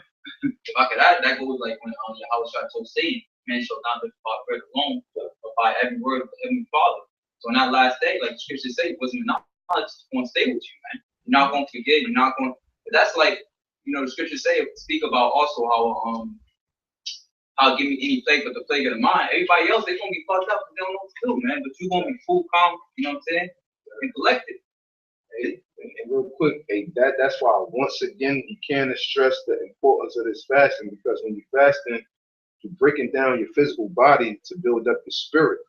But at the same time, even though you breaking down your physical body as far as eating, but your physical body is still rebuilding itself because your cells is being regenerated. When you fast, especially when you sleep, your body is at its highest point of regeneration, and your brain cells is at its highest point of regeneration. So what that is entirely building up your spirit afresh, man. So when the scripture talking about renew me, a new right spirit within me, day after day, you know what I'm saying? We practice these fasts and prayers. We literally renewing our brain cells, and we get closer to the Most High. We get more spiritual every time we do it. You know what I'm saying? See, real quick, and even in that, because like a famine is coming, and that's a tactic to prevent rebellion. You know what I'm saying? Because even during the time of Romania, you know what I'm saying, they pretty much starved the people, and that caused the people to where they would rebel. And that's the same situation that the devil's going through today. You know what I'm saying? Just to keep the people at bay and force them more to take the chip. But during the time of the Maccabees, if I could just bring this out right quick, because the Maccabees, they was fasting before they went to war with the Greeks. You know what I'm saying? And one of the guys made a statement, you know what I'm saying, as far as, you know what I'm saying, because he was fasting, right? This is First Maccabees chapter 3 and 17. It says, who, when they saw the host coming to meet them, said unto Judas, how shall we be able, being so few, showing you that the Lord always dealt with a small number, to fight against so great a multitude and so strong, seeing we are ready to faint with fasting all this day. Unto whom Judas answered, it is no hard matter for many to be shut up in the hands of a few. And with the power of heaven, it is all one to deliver with a great multitude or a small company. For the victory of battle standeth not in the multitude of an host, but strength coming from heaven. You know what I'm saying? So that goes to show, you know what I'm saying? You know, he made that statement as far as him being weak because they was fasting all day. But what? The strength comes from Yahweh Ba'ashem Yahushua. And Yahweh Ba'ashem Yahushua is going to give that strength with his elect in that day when they do institute a famine. Because for one, we're going to eat because the Lord said we're going to eat. But the Lord is going to preserve us, you know what I'm saying, even to the point where we feel like we may die, the Lord is going to increase us with that strength. So where 2/3 and outsider, you know, is going to fall victim to that judgment. Yeah, because it's about the mind power, because where your spirit lies in your head. And this is where your computer starts. So this is where the Most High enters, and that takes over everything. So if you got power over the mind and the Lord is dealing with you, you're going to have complete power over the body and nothing is going to phase you. Like I read, I came into this quote earlier today, and they wrote it like for Houston or whatever, but it says, we have to develop spiritual stamina so when a problem occurs, we don't react out of emotion, but out of wisdom. You know what I'm saying? And that's all due to the Lord. And that's fasting. This builds up that spiritual stamina. Yeah, I was gonna say, you know, it's the fasting helps you live more in the spirit than the flesh, because and Yahushua loves it that you dead to this world, and one way to be dead to this world is that you sacrifice this flesh.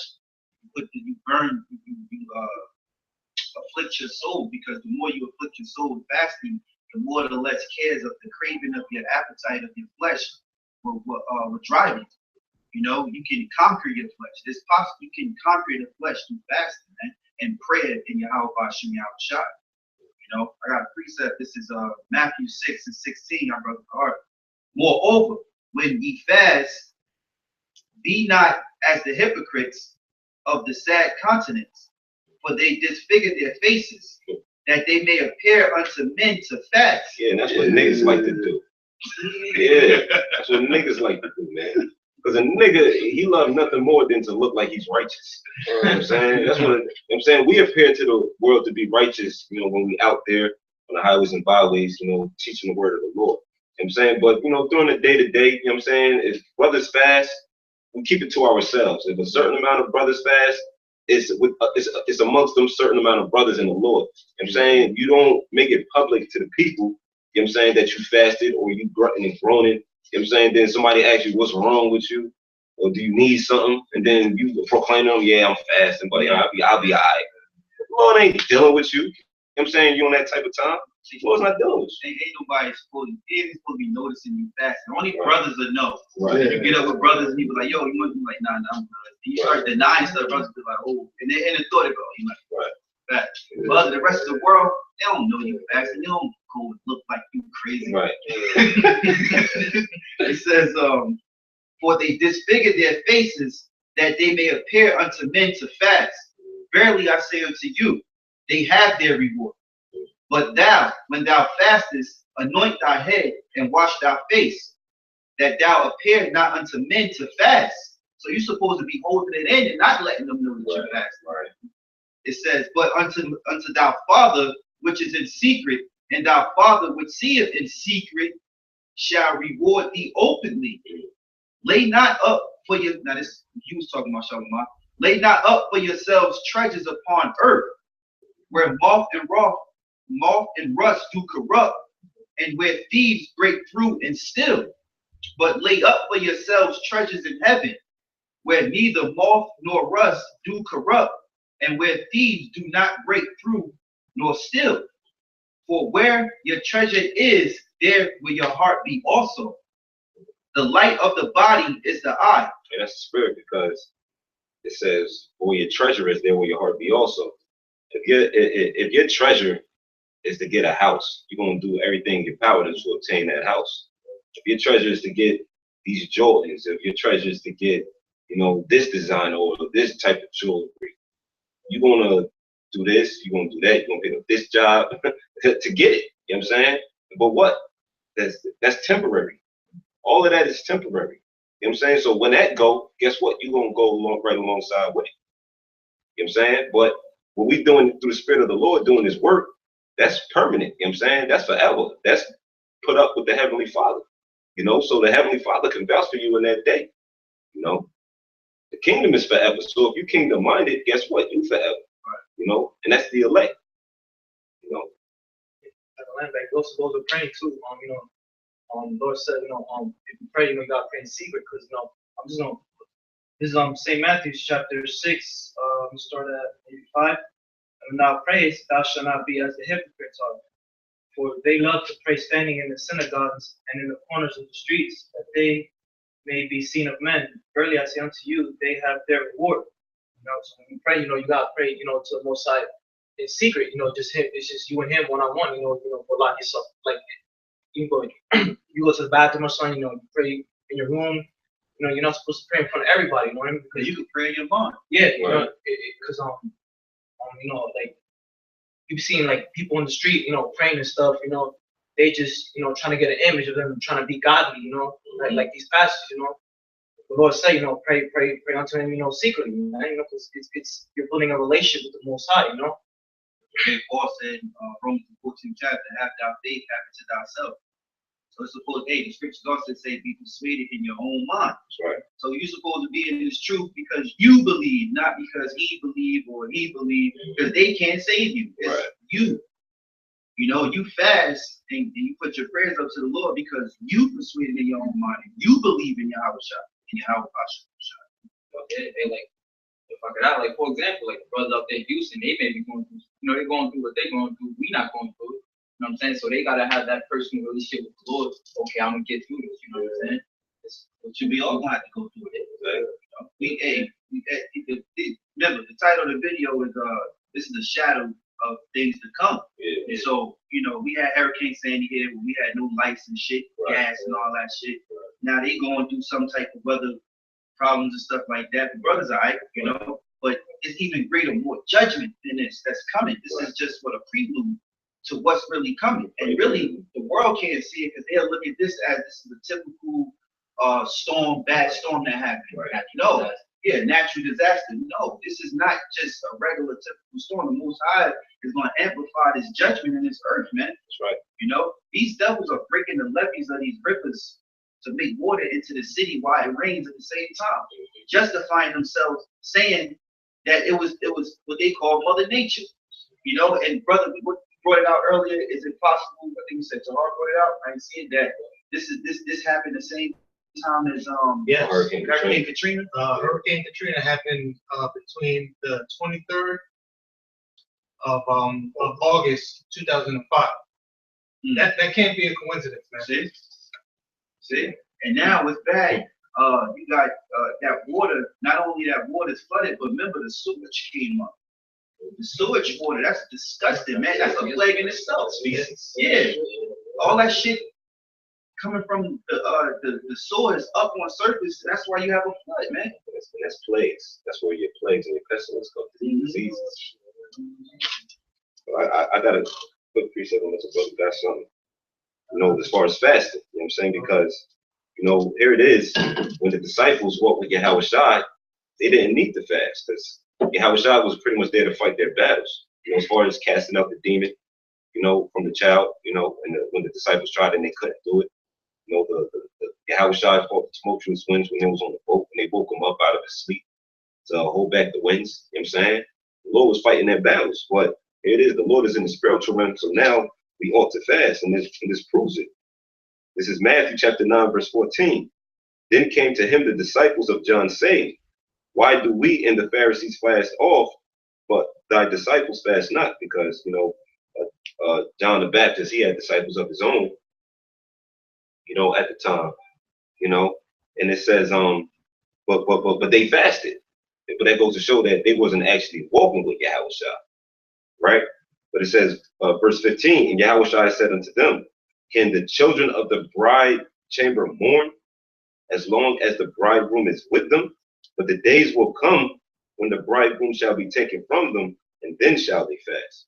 And that's the time that we in now, because Yahweh Shai was taken 2,000 years ago, and we're in the time now to where we fast, because fasting and prayers, that's our defense mechanism.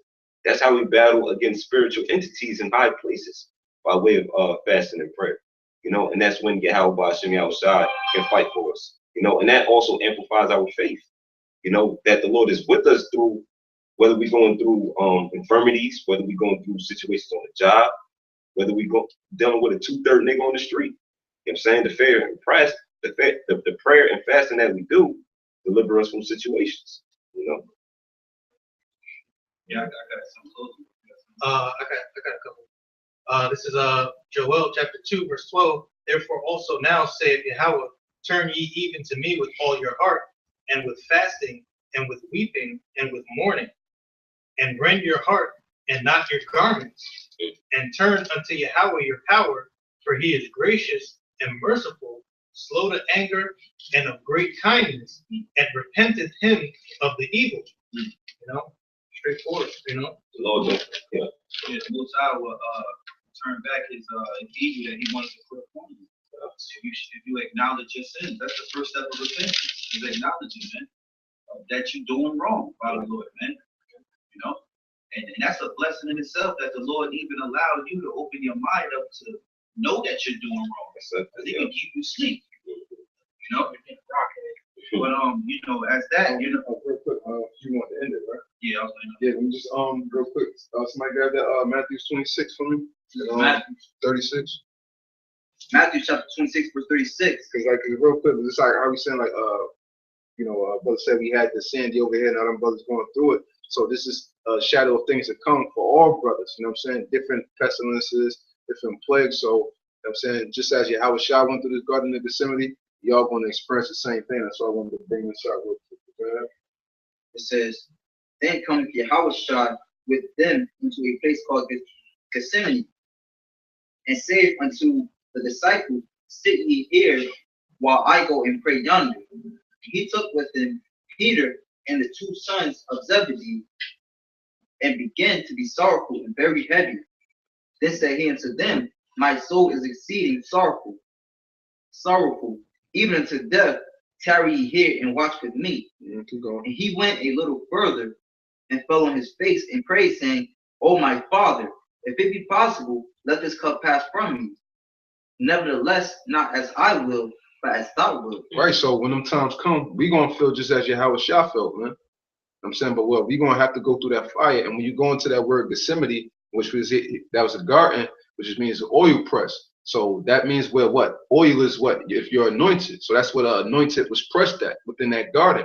So we going to be the same ones because we anointed as well. So we're going to be going through our own individual garden of Gethsemane's, however brothers different lot may fall. You know what I'm saying? So we all going to be pressed within that time, but it's how tall you stand firm for the name of Yahweh Ba'ashem Yahweh Shai when that time comes. But we all going to have these different type of thoughts and these wonderings and different things like that, because the scriptures say all men shall be afraid, but we're not going to have that same fear as 2/3 is going to have, and ultimately the power of love and of a sound mind in Yahweh Ba'ashem Yahweh Shai is going to overtake us, and we're going to be able to get through. So go ahead.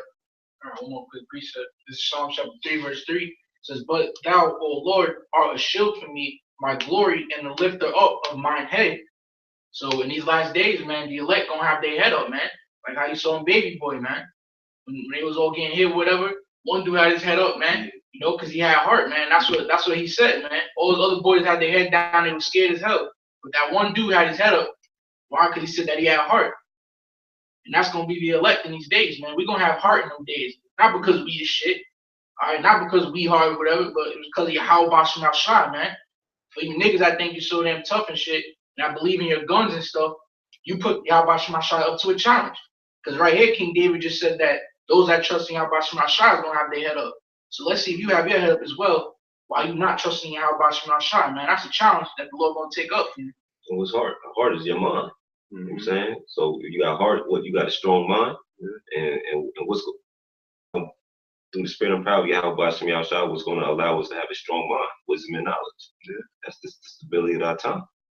And that's when the women gonna follow, man, because if they see a dude with all hell break loose with his head up, Right. you know what I'm saying, walking, not scared of shit, they gonna want to follow, man. They gonna see that power. The scripture says they shall be willing to dare without power. So they gonna have that brothers that have that power gonna have that glow. They're gonna have that stitch about them, that aura about them.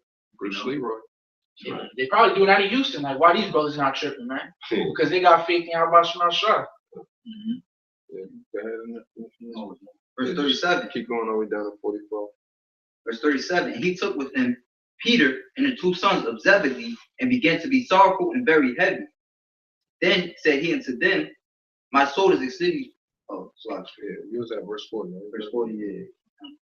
And he cometh unto the disciples, and findeth them asleep, and saith unto Peter, what, could ye not watch with me 1 hour?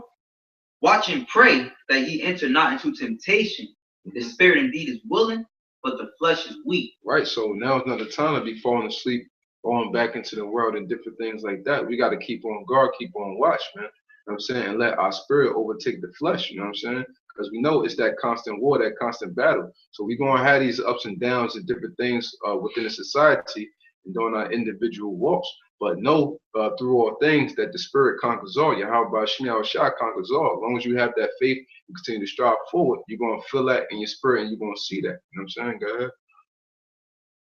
It says he went. Oh, and that goes to prove the times we in, because like while people getting fucked up, you're getting brothers. You know, you're having brothers seeing signs, like having dreams like that. So that's going to show you how the spiritual man is actually increasing, while the natural man is actually decreasing. You know what I'm saying? That's right.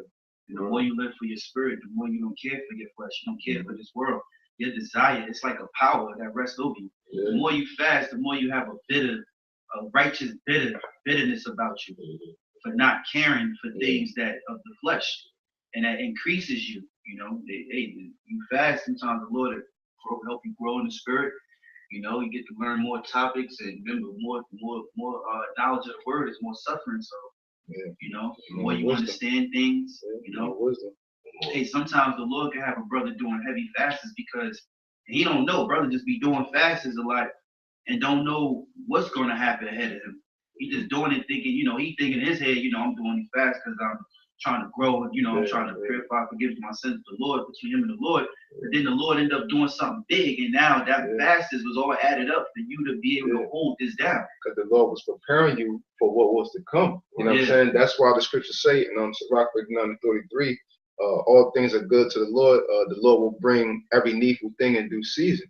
You know what I'm saying? So how you said, the Lord will have you doing a certain something, so when that season arises, he could bring that thing for you that he had waiting for you. You know what I'm saying? So that's how it is. The Lord gonna give you that increase in whatever season you need it. So brothers down there in Houston, you know what I'm saying, they may have been fasting and stuff before, or however they've been doing, being diligent in the work. Now the Lord is giving them that increased spiritual stamina for them to sustain these times. You know what I'm saying? That's gonna happen for all of us. Every single situation you get in is something that happened within your walk, and the Lord had you covered. You know what I'm saying? To be able to get through that. No, I was going to wrap it up with this. Just continue to verse 45. Verse 42. He went away again the second time and prayed, saying, O my Father, if this cup may not pass away from me, except I drink it, thy will be done.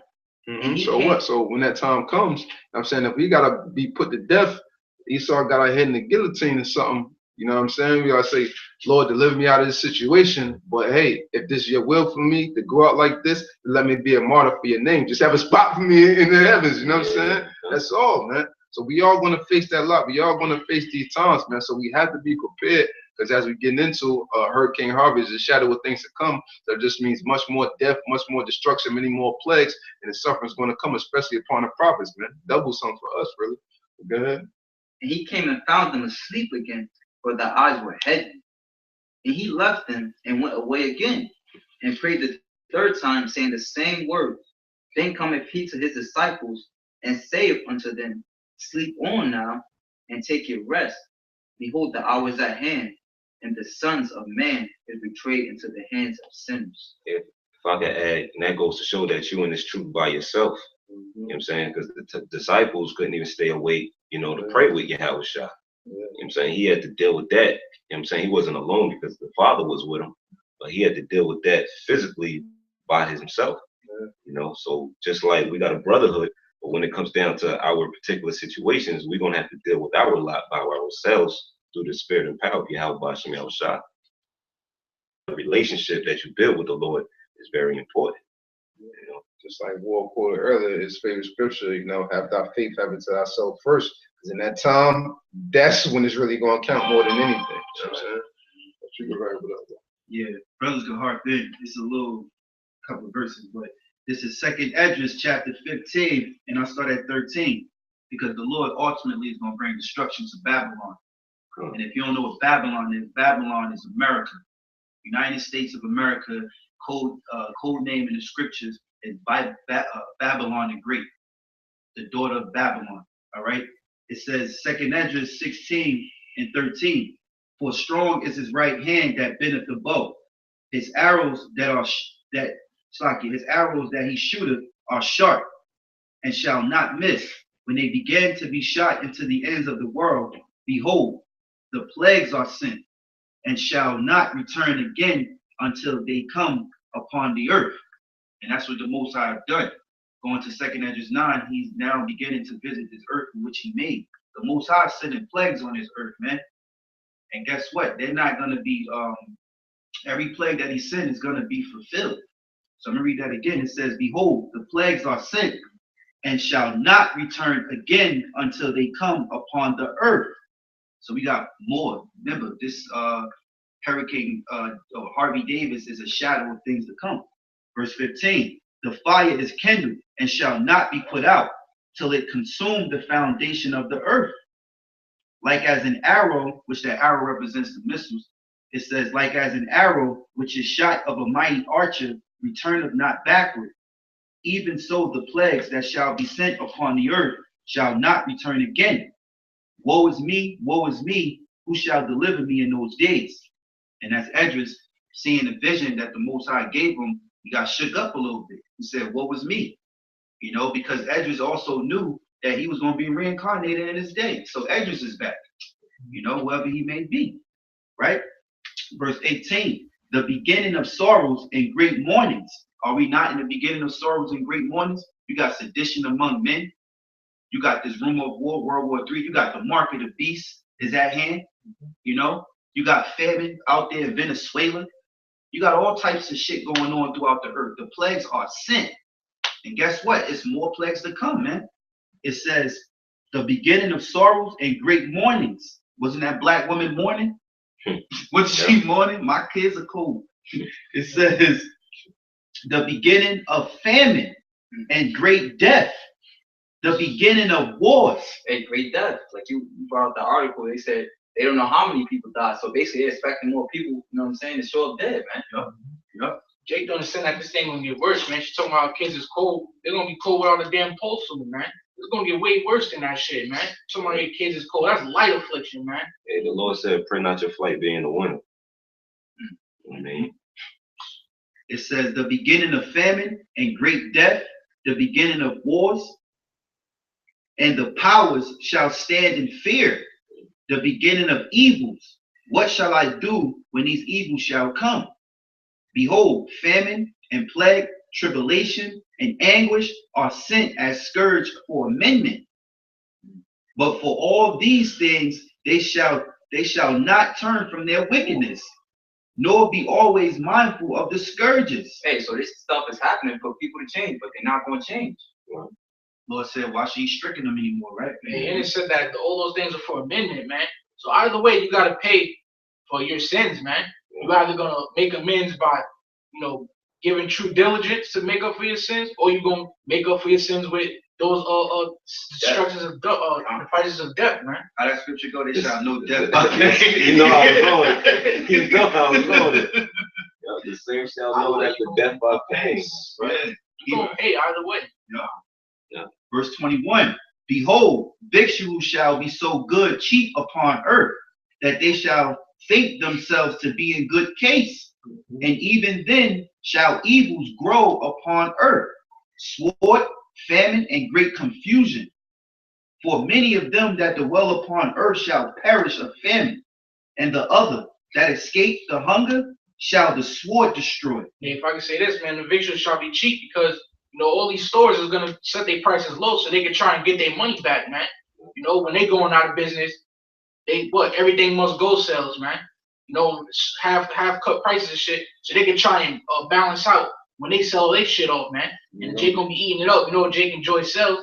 And then once it all gone, that's it. Shop is closed, man. So you're gonna think you're good, but you ain't. You're trying, because at that time, like, you probably ain't gonna be able to get too much out of the banks and stuff like that. So like I said, store owners, you're just trying to sell out shit so they can pack up their things in their family and go somewhere else. You know what I'm saying? And they shall think they be in good case. Yeah. They gonna rack the fuck up. Yeah. Hey, real quick precept. Isaiah 24:10. The city of confusion is broken down. Every house is shut up that no man may come in, that he can go for the stores. It says there is a crying for wine in the streets. All joy is darkened. The mirth of the land is gone. So them guys in Houston, they ain't worried about no club. They ain't worried about the next chick. You know what I'm saying? They worried about safety. You know what I'm saying? And that's the spirit, because we was gonna name the video "The Mirth Is Gone." Yeah. Now ain't no partying and none of that. It's flooded everywhere. Yeah. The mirth is gone. Yeah. But I'm gonna wrap it up. This is verse 23. And the dead shall be cast out as dung, and there shall be no man to comfort them. For the earth shall be wasted, and the city shall be cast down. Hey, imagine how hard your heart gotta be to walk over your little dying daughter, your little dying son. You don't know the next step is coming for you. And to show you things are gonna be worse, man. It said all houses shut that no man may come in. That means people are gonna be, getting hammer and nail trying to bash out their windows because people are gonna be trying to come in your house, bro. Yeah. So the only way to keep them out is to get the nail with the plywood and shit. And then you're gonna have a little secret exit because you're gonna have to go out and get food. So you're gonna have to cover this when I leave and shit. And then the kids gonna take a couch and cover the little passage in your house. Imagine that, man. That's what's coming, bro. It's crazy. Yeah. And you know something? See us of the hopeful elect, Lord willing, we be those men. We know the scriptures, but Edomites, they not a part of this covenant. They the actual our enemies, man. All right, you got them out there doomsday prepping. They can actually see this shit happening. Yeah. This is why they doomsdaying. This is why they have guns, racking up on guns and going out in the woods and securing their location, making sure for enemies to come. They already show you in these TV shows. What was the movie? The Blackout in America. My brother saw that show. What was it called? I think it was something like a Blackout in America, but basically, I think the lights came on at the very end, and everything came back to reality. But they was fighting each other. They was out there. I think it was. It was on YouTube. Blackout. Well, Blackout. These shows that these devils put together, like The Purge, the movie, because that's gonna actually happen. Hey, sedition among men. Yeah. And right now, like how we said, we in the shadow of things that come. But those things that you talk about in 2 15th chapter, those are the things directly to come. 16th chapter. Yeah, 16th chapter. Those are things that are directly to come. You know what I'm saying? It's like spirit. You know what I'm saying? Because here it is, we gonna have to suffer the same straight things that 2/3 gotta suffer. But it's the difference between us and them, right? Real quick, I'm gonna just read it through unless a spirit hit the brother. 2nd Ezra chapter 7, I'm gonna start at verse 13. For the entrances of the elder world were wide and sure and brought immortal fruit. And that was going from the time of Adam, you know what I'm saying, until, he took hold of the philosophies of the other nations, right? Because of Eve. And it says, verse 14, it says, if then they that live labor not to enter these straight and vain things, they can never receive those that are laid up for them. So we got to go through this position of difficulty, you know what I'm saying, so we can receive the kingdom. It says, now therefore, why disquietest thou thyself, saying thou art but a corruptible man? And why art thou moved, whereas thou art but mortal? Why hast thou not considered in thy mind this thing that is to come, rather than that which is present? Then answered I and said, O Lord, that bearest rule, thou hast ordained in thy law that the righteous should inherit these things, but that the ungodly should perish. Nevertheless, the righteous shall suffer straight things and hope for the wide. So we're going to go through this position of difficulty, Jacob's trouble, and we're going to expect the wide, which is the kingdom. We know what's coming after. 2/3 don't know what's coming after. That's why they're gonna fold like a lawn chair when all hell breaks loose. It says, and hope for the why. For they that have done wickedly have suffered the straight things, and yet shall not see the why. You know, so like the scriptures say that you died in vain. You know, you died with nothing to hope for nor live for.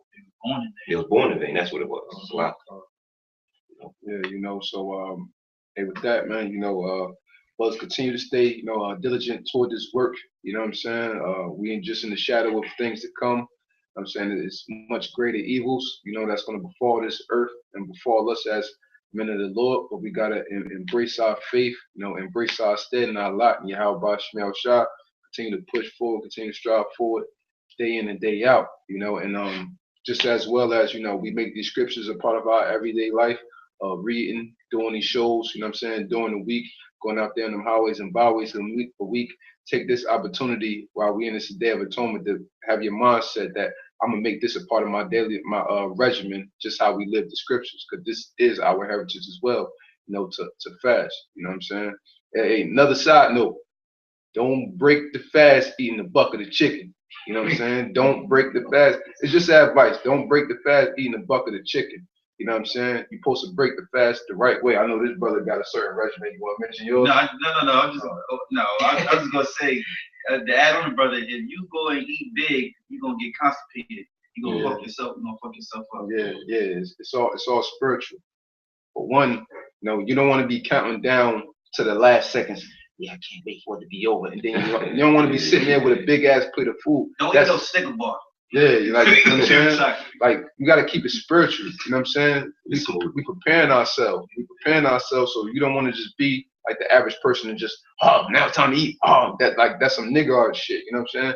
Be spiritual. Be men of the Lord. You know what I'm saying? Take your time. Don't think about it. When it's over, you might want to eat right after. You might not want to, but you should break the fast with some water, some coconut water, some watermelon, something like that. You know what I'm saying? Something light. I'm saying some salad or something. You don't just go straight up and eat no hardcore food like that, like how the brother said. You mess up your digestion. You could poke holes within your intestines and all that stuff. Just going and eating some hard ass food, you know. So just be spiritual about what you ingesting as soon as you get off. We get out of the Day of Atonement. You know. Yeah. The best thing to do is drink a glass of water. First thing you do off the fast. Yeah. So it's like when you wake up in the morning. Drink a lukewarm glass of water. To get your organs back going again, so they can start moving. Your body start moving, because your body right now is shut down. It's working on, you know, other parts of the body that are working. So you need everything. It's like you start a car. You know, you don't just take off. You gotta let it warm up. So, That's spiritual though, because fasting in itself, you know, you're healing, you're preparing your body. You know, and the Day of Atonement is atonement means to repair. And to heal yourself from the sins that you committed. You know what I'm saying? So it's all spiritual. Definitely. So with that, you know, we hope this segment was edifying. I'd like to give all praise, honor, and glory to Yahweh, Bashem, Yahweh Shai. The Bwana to the apostles and elders of Great Millstone. And Shalom to Lek out there, doing this work of faith and labor of love and true sincerity. Shalom. Shalom. To the elect. To the elect. Good.